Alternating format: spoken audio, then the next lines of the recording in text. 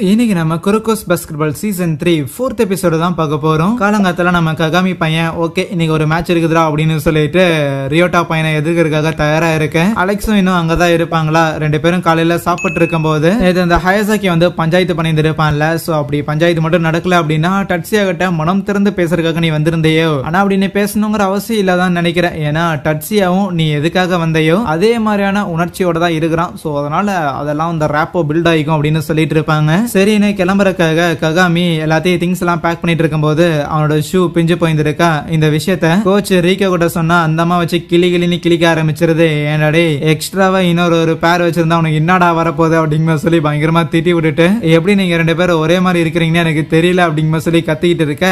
வேற யாரு? அதுவும் நம்ம குரோக்கோவா தான் இருக்கும். சோ அவனுக்குமே ஷூ பிஞ்சு போயிருக்குமா. ரெண்டு பேரும் ஏகப்பட்ட கடைகள்லாம் ஏறி வராங்க. நம்ம குரோக்கோலாம் ஷூ வாங்கிட்டா இருந்தாலும் ககாமியோட சைஸுக்கு எந்த ஒரு ஷூவுமே கிடைக்கல. அதனால எங்க போறதுன்னு தெரியாம ககாமி இன்னொரு கடைக்கு ஏற போகும்போது படியில ஒரு பையன் குரங்கு விதையெல்லாம் காமிச்சிட்டு சாரிப்பா ஜஸ்ட் மிஸ் அப்படின்ட்டு அங்க இருந்து போக அவனோட ஜெர்சியில ரகுசான் அப்படின்னு எழுதி இருக்கிறத கவனிக்கிறான். ஓ ரகுசான் பசங்களான்னு. கோச் ரீகோவும் மத்த பசங்களும் ஸ்டேடியம் போயிட்டு இருக்கும் போது ஓகே என்ன ஷூ அங்க போயிருக்கானுங்களா, கரெக்டா டைமுக்கு வந்துருவானுங்களா என்னன்னு யோசிக்க, அதெல்லாம் வந்துருவானுங்க ஈவினிங் தானே மேட்ச் பாத்துக்கலாம் அப்படின்னு சொல்லிட்டு ட்ரெயினை விட்டு இறங்கி வரும்போது நம்ம கோச் ரீகோ ஏதோ ஒரு பையன் மேல போய் மோதுறாங்களா. அந்த பையனுமே என்ன பாப்பா ஒன்னும் ஆகலையா, டே பசங்களா கூட வந்த குழந்தைய ஒழுங்கா பாத்துக்கிறது இல்ல அப்படின்னு சொல்லிட்டு அங்க இருந்து போக அவனும் ரகுசான் சேர்ந்தவனா தான் இருப்பான். ஃபர்ஸ்ட் இயர் பசங்க ஒரு 3 பேரும் ஸ்டேடியம் வந்துட்டு இருக்கும் போது அப்ப அங்க கடையில உட்காந்து ஒருத்தன் பயங்கரமா கட்டுன்னு கட்டி சாப்பிட்டு இருப்பானா. யாரா அவன் ககாமியோட அதிகமா சாப்பிடுறான், ஏதாவது பெரிய ப்ரோ ரஸ்லரா இருப்பானா அப்படின்னு பாப்பாங்க. ககாமிக்கு கரெக்டான ஷூ கிடைக்கலன்னு சொல்லி நம்ம குரோக்கோ மோமோவா கான்டாக்ட் பண்ணியிருக்க.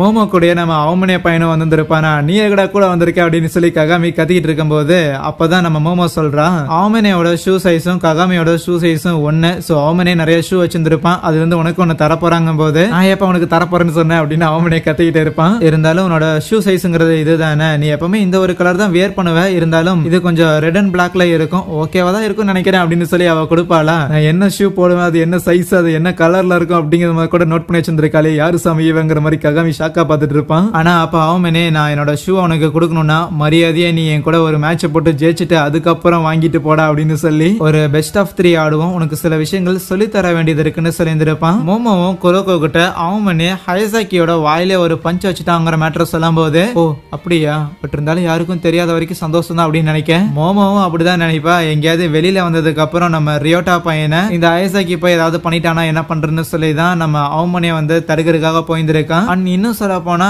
ஹயசாக்கி இதை வந்து தப்பா நினைச்சிருக்க மாட்டான்னு நான் நினைக்கிறேன். தன்னை தடுக்கிறதுக்கு யாரோ ஒருத்தர் வேணும், அண்ட் தடுத்தது அவமனையா இருக்கிற வரைக்கும் நல்லது அப்படிங்கிற மாதிரி தான் அவனும் நினைச்சிருந்திருக்கலாம் அப்படிங்கிற மாதிரி மோமோவும் யோசிக்கும் போது அவமனே அங்க ஈஸியாவே ககாமியை தோக்கடிச்சிருப்பானா. டே எனக்கு அந்த ஷூ ரொம்ப முக்கியம், திருப்பி வாடா மேட்ச் போட்டுக்கலாம் அப்படின்னு ககாமி சொல்லிட்டு இருக்க. ஷூ தானே இந்த தோத்து போனாலும் பரவாயில்ல வச்சுக்கோ அப்படின்னு தூக்கி போடும் போது எனக்கு ஷூ முக்கியம் கிடையாது, எனக்கு உன்னை தோக்கடிக்கிறதா முக்கியம் அப்படின்னு ககாமி கத்திட்டு இருக்க. நீ என்ன தோக்கடிக்கிறத அப்புறம் பாத்துக்கலாம், அதுவும் இல்லாம இன்னைக்கு நீ மேட்ச்ல எங்கேயாவது என்னோட ஷூவை போட்டிருந்திருக்க, உனக்கு புது ஷூ போட்டங்காட்டி அன்கம்ஃபர்டபுளா இருக்கு, அதனால நான் தோத்து போயிட்டேன் அப்படின்னு காரணம் எது சொன்னீங்கன்னா மண்டைய பிளந்துரும் பாரு அப்படின்னு மிரட்டி விட்டுருவான். அதுக்கப்புறம் குரோக்கோவும் ககாமியும் லாக்கர் ரூம் வரும்போது இப்போதைக்கு அந்த ரகுசானுக்கும் ஷுட்டோக்கும் தான் மேட்ச் நடக்க போதான். சரி அந்த ரகுசானுங்கிற டீம் எதுன்னா அவ்வளவு பெரிய தௌலத்தா அப்படின்னு சில பசங்க கேட்க அப்ப நம்ம கேப்டன் ஹியூகா தான் சொல்றாரு, ஜப்பான்ல இருக்கிற ஹை ஸ்கூல்லயே ஒன் ஆஃப் த ஸ்ட்ராங்கஸ்டான ஒரு டீம், இன்னும் சொல்ல போனா த மோஸ்ட் ஸ்ட்ராங்கஸ்டான ஒரு டீம்னா அது ரகுசான் தான். வேற எந்த ஸ்கூலும் ஜெயிக்க முடியாத அளவுக்கான டோர்னமெண்ட்ஸ் அந்த ரகுசான் ஜெயிச்சிருக்காங்க.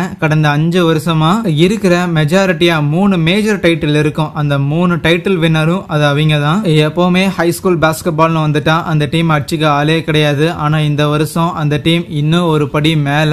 ஏன்னா ஆப்வியஸா ஜெனரேஷன்ஸ் ஆஃப் மிராக்கிளோட அக்காஷி அந்த டீமை தலைமை தாங்க தான் செய்யறான். ஆனா அதையும் தாண்டி ஜெனரேஷன்ஸ் ஆஃப் மிராக்கிள் இருந்த அதே டைம்ல அன்கிரவுண்ட் கிங்ஸ் என்று அழைக்கப்படுற ஒரு 5 பேர் இருந்தாங்கல்ல, அதுல ஒரு ஆளு நம்ம கியோசி சீனியர், இன்னொருத்தன் அந்த ஹனமியா பையன். ஆனா மிச்சம் 3 பேர் அவங்க 3 பேருமே அந்த ரகுசான்ல தான் இருக்கிறாங்க. மிடில் ஸ்கூல் படிக்கும் போது அகாஷியும் மிடோரிமாவும் இப்படியே சும்மா ஏதோ போர்ட் கேம் ஆடிட்டு இருக்கும் போது அப்ப அகாஷி சொல்லியிருந்திருப்பான், என்னைக்காவது ஒரு நாள் நம்ம 2 பேரும் ஆப்போசிட்ல நிக்கிற மாதிரி இருந்துச்சுன்னா என்னால கண்டிப்பா ஹோல் பேக்கே பண்ண முடியாது, ஃபுல் பொட்டன்ஷியல்லாம் உன்னை தோக்கடிக்க முயற்சி பண்ணுவேன்னு சொல்லியிருந்திருப்பானா. அது அவன் சொன்னதுக்கான காரணம் மிடோரிமாவை தோக்கடிக்கணும் கிடையாது, தான் தோத்தரக்கூடாதுன்னு. அதெல்லாம் யோசிச்சு பார்த்துட்டு தான் மிடோரிமா அவன் டீமை கூப்பிட்டுட்டு அங்க மேட்ச்காக வராங்க. ஷூட்டோக்கு வர மாதிரியே அந்த ரகுசானோட டீமும் அங்க வர ரகுசானை எதிர்பார்த்து நிறைய பேர் காத்திருந்திருப்பாங்க. One of the best high school டீம்னு. அங்க ரகுசானோட பிளேயர்ஸ் எல்லாரும் கொஞ்சம் நார்மலா தான் பேசிட்டு இருக்க, ஹே ஷுட்டோகோ ஸ்ட்ராங்கான டீம் மாதிரி தெரியுதுப்பா அப்படின்னு சில பேர் சொல்லும்போது, ஆகாஷியும் ஒன்னும் மத்தவங்களை அண்டர் எஸ்டிமேட் பண்ற ஆள்லாம் கிடையாது, கண்டிப்பா அவங்க ஸ்ட்ராங்கான ஒரு டீம் தான் அக்செப்ட் பண்ணிக்க தான் செய்யறான். அப்ப டாக்கோ அந்த ரகுசானை பார்த்துட்டு, ஹே என்னப்பா அவங்களும் நார்மலா இருக்கிற மாதிரி தான் தெரியுது, நீங்க தான் ஓவரா பில்டப் கொடுக்குறீங்கன்னு சொல்ல,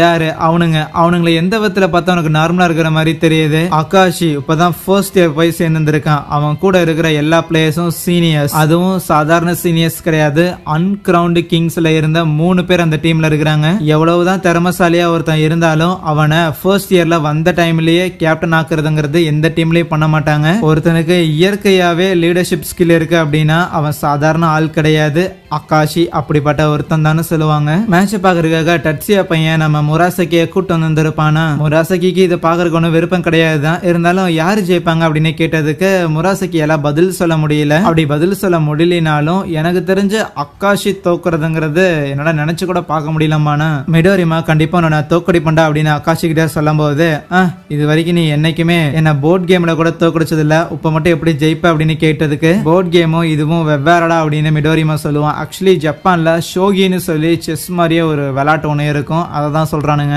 அதுக்கு ஆகாஷி அது ரெண்டு வெவ்வேற கிடையாது, எல்லாம் ஒண்ணுதான், கண்டிப்பா உன்னால என்ன ஜெயிக்க முடியாது, ஏன்னா எப்பவுமே நான் சரியா தான் இருப்பேன் அப்படின்னு சொல்ல மேட்சும் ஆரம்பிக்குது.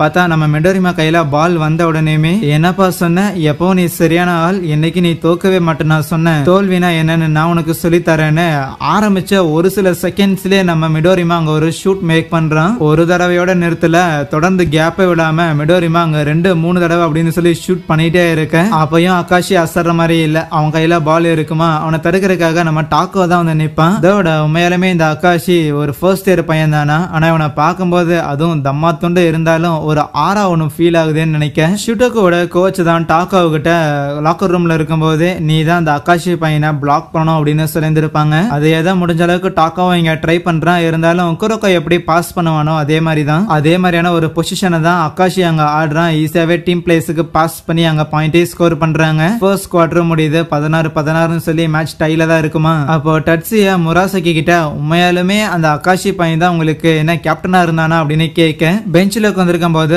ரகுசா அவனோட கோச்சும், ஓகே நம்ம என்ன பிளான் போட்டோமோ அதேபடி தான் போயிட்டு இருக்கு, இன் சம் கேசஸ் உங்களுக்கு இல்ல ஏதாவது டவுட் இருந்துச்சு அப்படின்னா நீங்க கண்டிப்பா ஆகாஷி கிட்ட இதை பத்தி கேட்கலாம் அப்படின்னு சொல்லுவாரு. ஈவன் ஷுட்டோகோட கோச்சுமே, டே பசங்களா எனக்கு என்னமோ இது ஏதோ ஒரு போர்ட் கேம் ஆடுற மாதிரி இருக்கு, மெதுவா அவனுங்க சில செட்டிங் எல்லாத்தையும் பண்ணிட்டு இருக்கிறானுங்க, அவனுங்களோட லீத்தலான மூவை மேபி இதுக்கு மேல ஆரம்பிக்கலாம், சோ அவனுங்க ஆரம்பிக்கிறதுக்கு முன்னாடி நம்மளோட மூவ் ஆரம்பிக்கணும்னு சொல்லி தான் இறக்கி விடுறாரு. மேட்ச் கன்னியூ ஆயிட்டு இருக்கும்போது அங்க ரகுசான்ல கோட்டோருன்னு ஒரு பையன் ஒருத்தர் இருப்பான், அவனை அசால்ட்டாவே ஏமாத்தி ட்ரிபிள் பண்ணி பால் எட்டு போயிருவாங்களா, உடனே டீம்ல இருக்கிற எல்லாரும் அந்த கோட்டோரவை டார்கெட் பண்ணி திட்ட ஆரம்பிச்சிருவாங்க. ரொம்ப முக்கியமா ஆகாஷிலாம், உனக்கு விளையாட விருப்பம் இல்லைன்னா சொல்ல, உன சப்ஸ்டியூட்டா வெளியில உட்கார வச்சிடறேன், தேவையில்லாம நேரத்தை வீணடிக்காதங்கும் போது சரின்னு அந்த கோட்டாரவும் அடுத்த டைம் அவங்கிட்ட பால் வர அந்த இடத்துல அவன் வேகமா பாலை ட்ரிபிள் பண்ண ஆரம்பிக்கிறான். லைக் ரொம்ப வேகமா தரையில போட்டு அவன் டேப் பண்ணிட்டே இருக்க, சத்தமும் அதிகமா வருது, பட் பால் அப்படி கண்ட்ரோல் பண்றது ரொம்ப கஷ்டம். ஆனா எவ்வளவு வேகமா அந்த பால் அவன் ட்ரிபிள் பண்றானோ அந்த அளவுக்கு ஆப்போனண்டால அந்த பாலை பார்க்க முடியாமலே இருக்கும். ஸோ ஈஸியா பால் அவனை தாண்டி எடுத்துட்டு வர